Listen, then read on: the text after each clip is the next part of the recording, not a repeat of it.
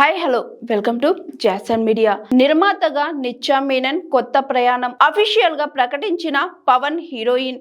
ప్రముఖ నటి, జాతీయ అవార్డు గ్రహీత నిత్యా మీనన్ తన సినీ ప్రయాణంలో మరో కీలక మైలురాయిని చేరుకున్నారు. నటిగా ఇప్పటికే విభిన్న పాత్రలతో ప్రత్యేక గుర్తింపు తెచ్చుకున్న ఆమె ఇప్పుడు నిర్మాతగా కొత్త అవతారం ఎత్తుతున్నారు. కేయూరి ప్రొడక్షన్స్ పేరుతో తన సొంత నిర్మాణ సంస్థను ప్రారంభించినట్లు సోషల్ మీడియా వేదికగా అధికారికంగా ప్రకటించారు.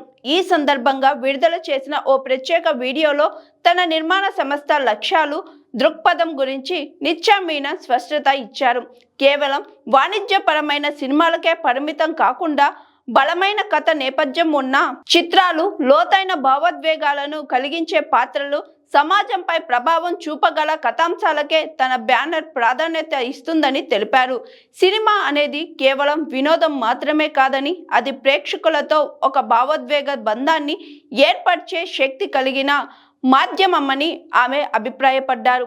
గత ఏడాది వరుసగా 3 విభిన్న చిత్రాలతో ప్రేక్షకులను అలరించిన నిత్యా ఇప్పుడు నిర్మాతగా కూడా తన ముద్ర వేయాలని సంకల్పించుకున్నారు. ప్రస్తుతం ఈ బ్యానర్ కింద ఎలాంటి ప్రాజెక్టులను అధికారికంగా ప్రకటించకపోయినా ముందుగా తనకు ఉన్న నటనా క్రియేట్మెంట్లను పూర్తి చేయాలనే ఉద్దేశంతో ఉన్నారు.